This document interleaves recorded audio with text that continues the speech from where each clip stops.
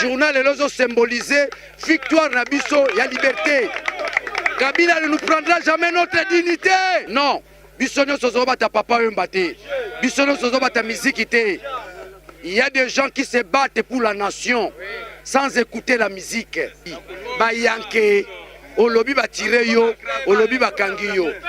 Journal Elo, c'est la victoire de la démocratie face à la dictature. Biso loko tozana ngoposa tozo c'est la élection. Makambo ya ba premier ministre était tozana posa to pesa Kabila souffleté. Yo moko zui papier na yo, OK kokoma fati na ndenge na yo sans que machine esala toling d'abord mo wana machine balungona na ezo pesa na candidat on azoka moya.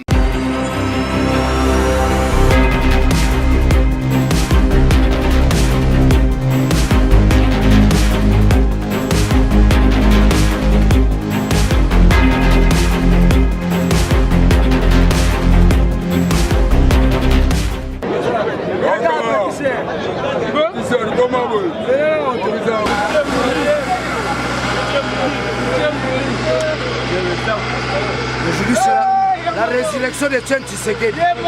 Il y a Sekwaki depuis 23 heures.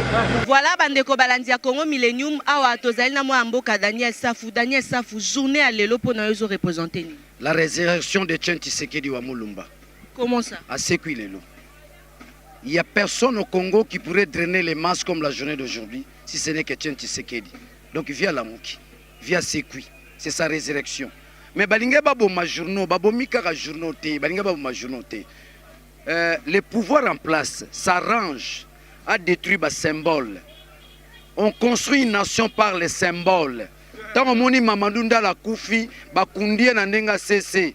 Tant on moni ba milule belé bazo kunda yango, on ne veut pas que le Congo soit une nation. Voilà la mission du pouvoir de Kabila. Congo est une nation te. Ezara mboka moko ya bongo bongo ya zololo. Mais nous nous battrons pour que ce pays soit une nation. Pour qu'un pays soit une nation, vous devez réunir les symboles. Dans le symbole à Mounene, Bitumbo et Bandiko Bundama, ou tous les 13 parlementaires. Parce que tant que Mobutu a eu pouvoir, c'était la dictature. Dictature, on a motomo au téléma. Mais Bilombe, Batelema, Kababengi, Bango, les 13 parlementaires. Parmi les 13 parlementaires, on appelle tout devoir à domicile. Vous trouverez Kibasa Maliba. Vous trouverez Kyungwa Kumwanza qui est encore en vie. Vous trouverez Etienne Tshisekedi. Mobutu a corrompu Bango Nyonso. Mais Moto a corrompu les Mahatma, Etienne Tshisekedi. Il a continué le combat. A continué le combat wana. Les loyaux, combat na et ko futa biso d'obtenir le multipartisme. Et ça journée moko symbolique. Balingi ba détruire symbole ango. Pona kotalisa te ba congolais ba bunda na bango jamais.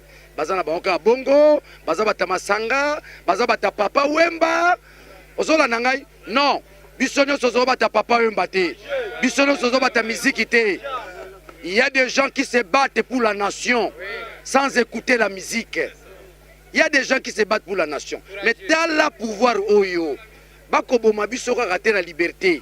Bakobo mabiso raté en brada de carré minier balingi ba détruire ba symbole we ko sala ke Congo za la mboka ya mutuya bakomisa mukola lelo papa Wemba muzika te mukola lelo za papa Wemba muzika te mukola lelo zali vive la démocratie.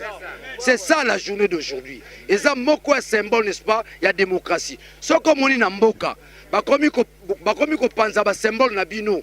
Bakomi ko boma bino histoire na bino balingi ba pimela bino bozala une nation. Refusons cela. Rêvons à ce que tous à une nation. Comme une nation dans la démocratie. Comme une nation dans l'état de droit. Comme une nation dans la respecter les textes. Comme une nation dans la respecter la dignité à Moutou. Comme une nation en mettant fin à la discrimination salariale. Comme une nation avec la justice distributive. Dans la leloyo. Cobalt et Longwe 9 000 et comme 110 000. Mais Foufou n'a pas de sentir en côté. Mais Cobalt, nous sommes en plein boom économique le Congo. Mais tous les gens côté. Chadar a zomonango, Menda zomonango, Kabila zomonango, Biso peuple, moi tout monango ezalité. Tala leloyo, maïna biso, biso m'tande reformer ba commando tchadien. Bazoa reçoit formation na Kotakoli. Lelo Tchad à lobby, à Taboboy. Na kozwa mai wana de force bakozwa yango te.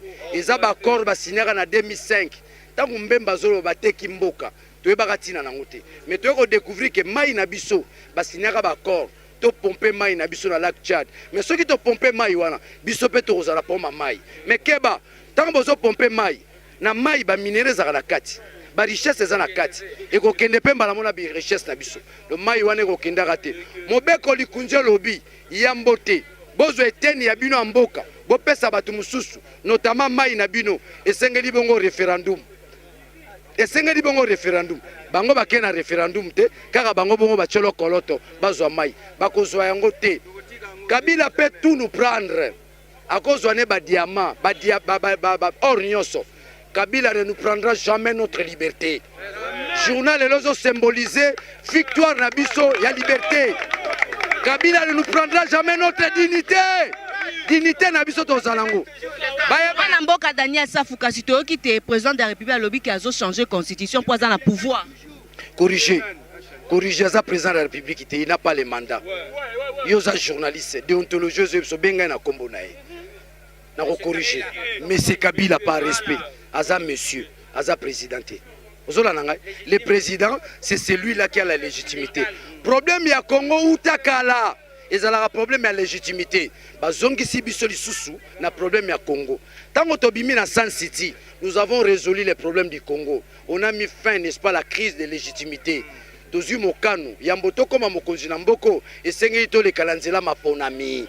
Mais tala lelo bango bazala mandaté ko benga bango ba président benga bango ba yang 6 ba ya pomba batamakasi ba yanke olobi ba tire yo olobi ba kangi yo. Journal lelo c'est la victoire de la démocratie face à la dictature. Journal lelo c'est une victoire de la démocratie. Journal lelo c'est la beauté de la démocratie. Journal lelo ezotalisate batika na bango tokoti na phase ya suka on a bengaka la réappropriation du Congo bakolomboka bazozwa mboka na bango yoko pekisa bango yo nani. Voilà, Bandeko Balandi ya Congo Millennium awa tozali vraiment en direct na terrain ya Sainte-Thérèse pour na milulu ya Yambo oyo ezali organisé et pas ya bae IDPS wana toti penza koyoka mwana mboka Daniel Safou lolenge kanya sombitini makalisi par rapport ya koloba journée ya lelo pona ye elakisi nini tozwana yango susu koloba wa. Voilà, mutoko lo bazawa, tozo papa, okoloba mbote papa. Mbote maman. Kombo na yo. Kombo pa Joël. Soko mata moi voix penza to lukato yeba journée à lelo pona yo ezo laksani. Ah maman, toto yo kangwa pasteur toté ya biso. Nani nde pasteur? Papa pasteur awuti toté ya biso. Bilia ya bomo itolien na minitio na oloba sonini. Un mot par rapport à journée lelo poto za besoin peu to yeba to yoka yo. Mais yango na zolobati. Bonjour. Bonjour, mademoiselle. Kombo na yo nani? C'est Willy Boukassa. Willy Boukassa, journée à l'élo ezo laksani mpona. Bon, pour moi, en tant que peuple congolais, la journée d'aujourd'hui... Loba na lingala. Oh, m'excuse. Vas-y, émission est français, t'es à lingala. Journée, il y a l'élo et la journée autre bagage multipartisme, c'est-à-dire le 24 avril de chaque année, on marquait vraiment fin, il y a dictature, il y a Mobutu. Aujourd'hui, la dictature qui continue toujours avec M. Kabila, je ne l'appelle pas président, mais je l'appelle M. Kabila, parce qu'il ne vaut rien. Alors lui a continué avec la même dictature. C'est pourquoi aujourd'hui, 24 avril, nous sommes en train de combattre et nous combattons toujours pour la fin de cette dictature kabiliste. Alors, c'est pourquoi nous sommes venus commémorer cette journée aujourd'hui pour que nous puissions vibrer et combattre pour la démocratie et la liberté du peuple congolais qui est vraiment arraché par M. Kabila. Peuple congolais, toujours courage et nous allons gagner toujours. Et qu'est-ce que vous reprochez à M. Kabila? M. Kabila, bien sûr, il doit vraiment laisser d'abord notre Congo en paix et le peuple congolais dans sa vraie liberté. Le Congolais doit vivre dans une démocratie totale et globale. En tout cas, il doit vraiment laisser parce que nous ne le connaissons pas. Il est illégitime et illégal. Il ne doit pas diriger notre Congo comme il le veut. Vraiment, il doit quitter la chaise de la RDC et laisser le peuple congolais seul agir. C'est tout ce que nous réclamons et nous réclamons toujours pour notre bien et pour le bien de notre peuple congolais. Nous souffrons vraiment. En tout cas, nous avons besoin de notre liberté, notre démocratie. En tout cas, il doit vraiment quitter. Nous ne le connaissons pas, il est étranger, vraiment, il doit laisser le peuple congolais seul agir dans sa liberté totale. Merci beaucoup. Bonjour, papa. Bonjour. Kombo na yo? Jean-Pierre Dutungawanga Chama. Mon journée à Lelo Penza le 24 avril au Yozali, meeting ya Yambo, ya président Félix Tshisekedi Ezolo Belaoni. Na meeting oyo, ce que moni peuple baye belé boye, ezali pona kolakisa ke nous sommes prêts à répondre na mot d'ordre oyo président Félix Akopesa. Pour monsieur Kabila yebake, malgré nyonso azosala tozo banga ata muketi. Tozo zelande soyo bapesi mot d'ordre, so peut balobi to sila na elelo to kosila na elelo. Ne yango to eto yo kananu akoyebisa biso ni so bapesi mot d'ordre toza prêt ya kosala nyonso yebo akoyebisa biso. Osila na na moyeni. Oh. Bayebisi yo peuple azalaka toujours vainqueur. Et le peuple en colère est plus que la bombe atomique. Donc, ndenge tozabo soka bapesi mot d'ordre d'attaque non na fait à sanza oyo biso nyonso na nzela to kimisa kabila to kotokoza na balabala to kimisa epete. To kimisa pe akokende. Donc yango nde toyo koyoka nanu le nouveau président Fachi oyo azokamba IDPS akoyebisa biso nini. Soki apesi biso mot d'ordre to zapre yango nde toyo kondima na nini na meeting oyo. Bakoloba te ba IDPS Mwambutu Mutu ezali siko ex secrétaire général ya IDPS Kabunda aza siko wapi? Non, mais c'est Kabunda yende mutu azosala lelo azo assumer d'abord intérim parce que tozomona ke bozongisa eka na place wana. Bon wana ezo dépendre na choix ya président parce que président wana ozozongisa nga mwasi mamuke po bato banda kotuna na tango président Tshisekedi azana na bomoyi bato banda kotuna one Tshisekedi azo former bato te soki akufi soki azate nani ko remplacer ye il faut bato bayeba que no Tshisekedi a former ba Tshisekedi ebele ça veut dire que ezaka Kabunda te soki pe sepeli ici président Fachi acha Kabunda c'est mieux mais donc bato baza belé ou bako rendre un bon service ce peut le bien à reconduire Kabunda to kozala pega bien ce peut azapela mutu mususu ayebi no ko rendre bien service na IDPS et kozala pega bien problème. Merci beaucoup papa za koloba.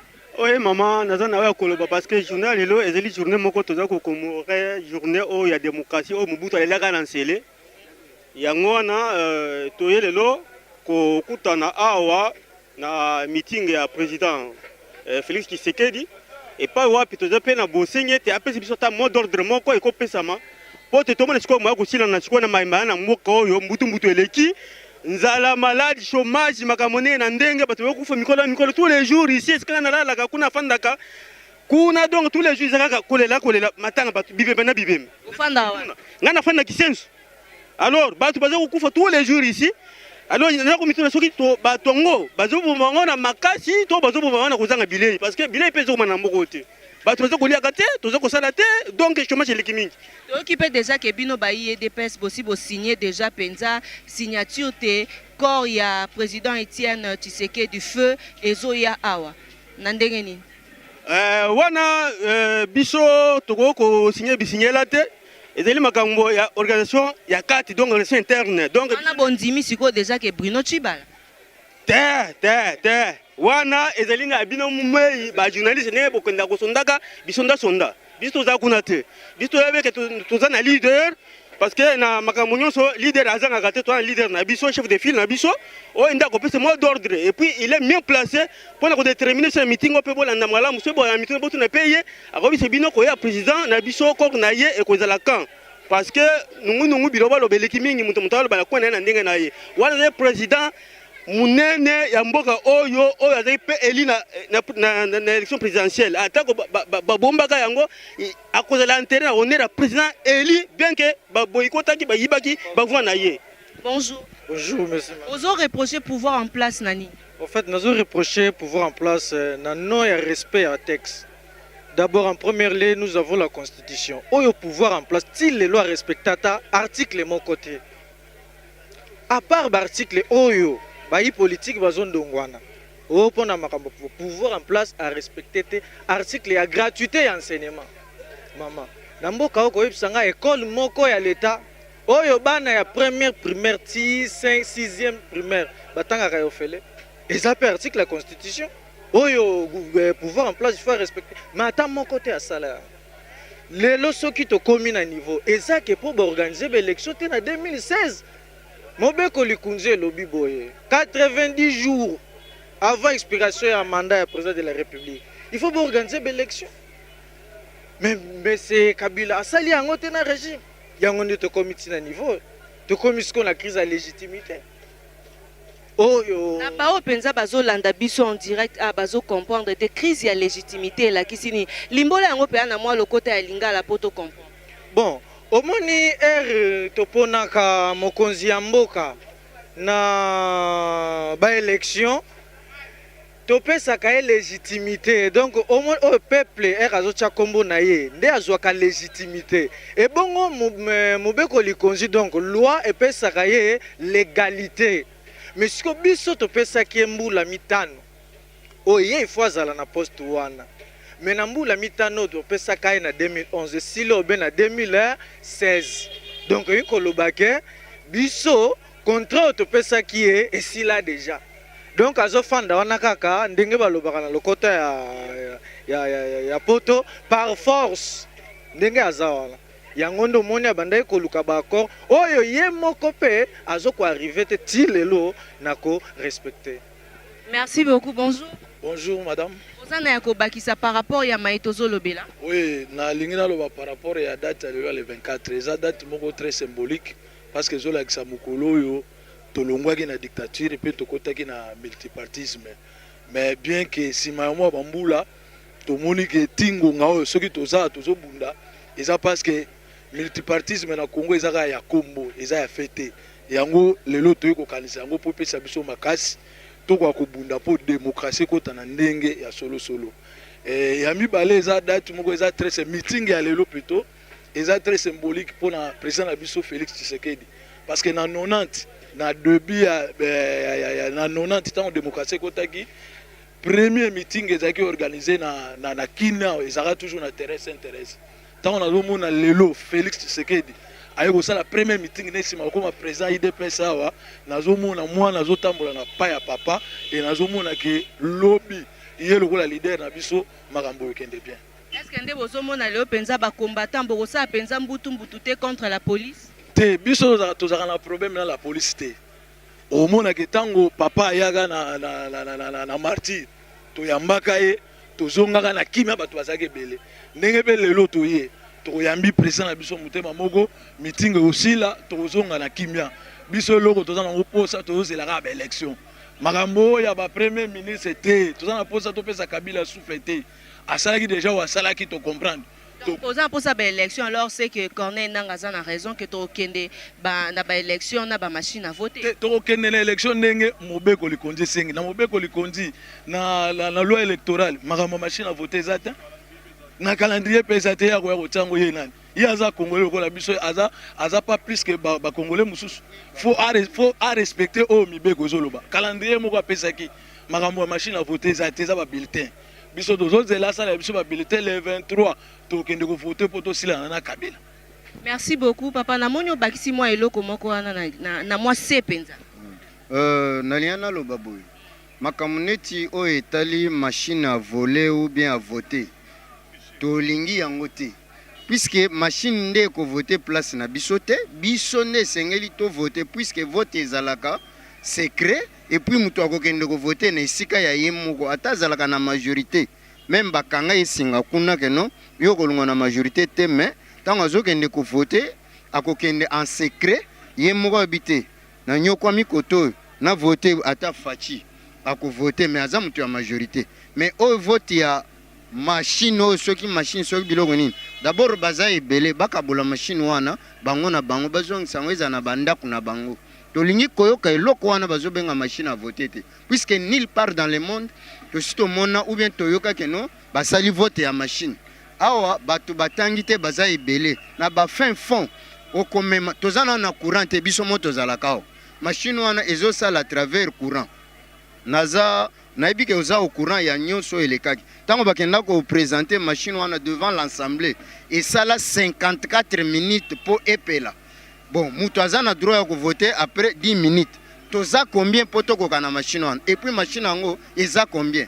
na monde nulle part toyoka nanu basala vote ya machine ekendo biso tolingi machine evotele biso te tolingi biso moko tovote yo moko zwi papier na yo oke kokoma faci na ndenge na yo sans que machine esala tolingi d'abord mo wana machine balungana na ezopesa nanu kanda ntango nazoyoka mo ya machine wana ezotambolanga na mutu tolingi koyoka yango ata moke te c'est du vol bien organisé soko ozoyeba te na machine wana baza deja na badepute na bango nanu élection esalemi te mais bango basi basali déjà élection baza trop sûr mpo na machine na bango tokende na babilete ndenge tomesana tosala bavote ya mutu nyonso amona yango clair ke non machine na bulletin esali mosala nango ke machine biso olingi koyoka eloko wana machine te.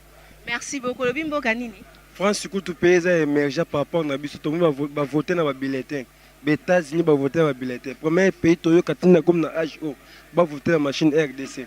Donc même pas émergent, même pas Angola kutali kulikolo na biso, ba Gabon, ba Brazzaville va voter dans le bulletin mais biso RDC na machine. On doit resserrer na peuple congolais. Cette fois-ci tout s'il te plaît to bo mama mindoki, toi na posa élection ya papier. Machine wana ezong esike outil.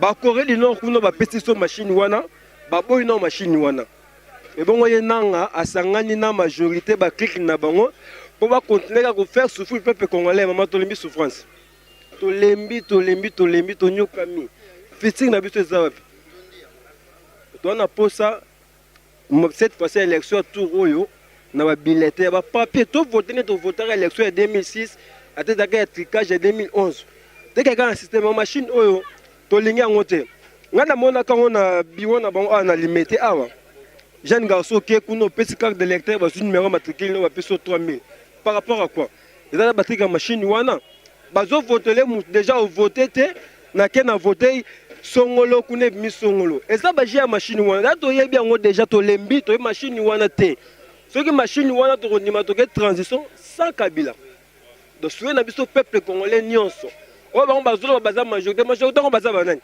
congolais yeyo majorité nde yango bozo mona ah toye awa nga bapesinga mbongo te bapesinga polo te lo mo te mais na pona bolingo mboka na transport na oti musika oti wapi ngai oti maluku kombeti na ko mawa na ki er nini na vandi ba moi na nzala pour souci ya mboka to na pona silva situro mama changement to souffrir makas donc kanda bolimbisa ngai. Merci beaucoup Baini. Merci. Merci beaucoup Nabandeko Balandi à Congo Millennium. Nous sommes pratiquement arrivés vraiment à la fin. Il y a émission Nabiso à Mokolo Alelo. Bonjour. Bonjour maman. Kombo na yo. Kombo na Gelo Orlando. Gelo Orlando. Ope Sabiso à vie na yo. Point de vue na yo par rapport à journée à Lelo. Point de vue nanga par rapport à journée à Lelo, il y a le bossona nous ils ont penché non et pas corner nanga. On a comprendre te et le roi machine à voter ya kangami nango lokola soki fin du monde ba machine à voter on attend non ba mère na biso no baza ba mboka na ba prince be ba pona bilanga alors ça la ndenge nini vous comprendre union européenne a télémeli yango union africaine a télémeli yango mboka kuto basala ba biloko yango ba télémeli yango to comprendre ndeko nanga azolinga kao po eloko wana ne azomia biso vers kao biso tant to rejetango à partir ya wana nde siko ye a kozwa raison na majorité na bango mécanique pour la nini va signer état de siège mais biso déjà le timbele que bleu union so wana to lobike na calendrier électoral nulle part ba peut-être date ya ba impression ya bulletin ya ba chat ya ba zurne nulle part même temps parmi ba 17 contraintes wana nulle part to mona ke machine à voter te maman tolingi toboyango tolingi to kena ba élection oyo malgré que bazo poussera biso ka tolingi to kena ba élection oyo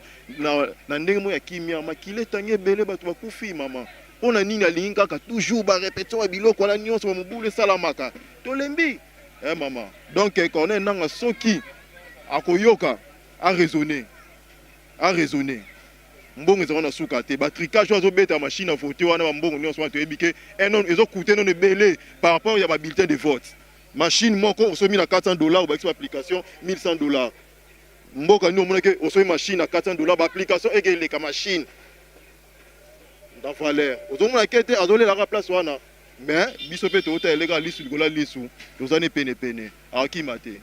Merci beaucoup. Na maloba na penza nde totie litono pour na mokona biso ya lelo kasi sinon penza toza ko continuer na suite au fur et à mesure to linga to clôturer to conclure émission il y a toujours ba combattant ba luka koloba to vraiment intervention à suka. Allô? Oui, allô maman. Et bonjour. Bonjour. Kombo na onani? Kombo na nga Muzingu Kalebe. Voilà, tozo kayo. Ah bon, ngala ningina mettre na d'abord en garde la communauté une franche communauté internationale, en particulier les communistes qui ont soutenu Joseph Kabila. La ligne est to préparé que non, Syrie moussous zala, mais ba ça l'erreur. Ah Syrie té. Ba on yos ba sima Kabila, ba ebimboko malamuté. Bisonde ba kolombo ka bato ebimboka. E oza Syrie té ndenge ba kanisa. Tout ça a besoin de vraie démocratie. Connaît nanga tika biloko na yo wana ba Chine na yo wana. So lingi pena ke ba élection ile kada kimia makamne za kimia longola na biloko wana to soka solution mususu libela hero. Biso population, biso peuple, to lo bala biso to cha so mai na monogote. Boza si boka nzate ke bosi sa pena population. Même ba généraux bosi mindu ki poto moni déjà ne bozeli biso wana na boulevard. Biso toye na biso na kimia meeting na biso koleka na kimia toza pe na intention moko ya mabete toye toyoka mode de toka idéologie ya président de la république onde président de la république et puis journal les apôtres opposition nyonso même population congolaise nyonso qu'incarnation ya Etienne Tshisekedi o toye biso nyonso ke yende président na biso ye oyo Fachi Félix Antoine Tshisekedi. Merci beaucoup, allez vas-y. Ouais maman ningana lobaka ka pona ni mitinga lelo tozela ka mode de ya Félix Tshisekedi oya koloba ya mibale ningana reprocher nanga mutatiake place wana amute ya mabe parce que biso ba jeune congolais ba jeune kinois donc to kangami fort pendant so 15 à 10 ans tozo luka tozo bunda mais to s'en sortir te c'est que gouvernement elingi biso te alors date na bango ya le 23 décembre wana ceux qui votent salamité jeunesse est mort à la sagano jeunesse a toujours mutamakasi en plus babo sali pe changu te biso to banda ko chauffer ko to na changu tango to bima boy to récolter bango wana ba mo na kana flamme ko bima. Merci beaucoup. Merci. Na maloba na penza nde totie litono ya émission na biso l'invité ya mokolo ya lelo. Merci beaucoup na baï diaspora. Boketu premier, merci beaucoup à toi. Et merci également à président Étienne Badibanga. Merci président Étienne Kabongo depuis Mikilia Poto. Merci aussi à papa Riki Dibendi, mon boss également. Na maman Jolie Dibendi Langouli. Et remerciement spécial na ba combattant Nyons IDPS. Vraiment pour l'accueil et ça libi sauve bien. Merci encore une fois champion à ma gauche de gueule, ma vinga le roi, motema la reine Agnès. Merci beaucoup. Merci na presse Nyonso Openza Tozali présente awa na moi lelo. Merci beaucoup à Eric Lussandu le noble, Cécile Osango champion à ma gauche, président Os Osango Dieudonné, Boza et Belé. Vous continuez toujours à s'abonner. Black Forever Masikini, la noblesse dans les sangs. Abonnez-vous sur Congo Millennium, Boza la vraiment et Belé. Naba Nyonso Bolinganga, ba héros dans l'ombre. Je vous aime beaucoup et je vous porte à cœur. Merci à toi Jires pour Nabilili et à Jordan Jires Mwanda pour Nabilili, Jordan Kambala pour na montage et Lenda Costo. Biso Nabino. To se retrouver siko to la ndenge nini meeting ekoleka na émission mususu l'invité boboto bondeko eko ba ko na mabota mabino soki nzamba zongi te retrouvez-nous prochainement. Allez, au revoir.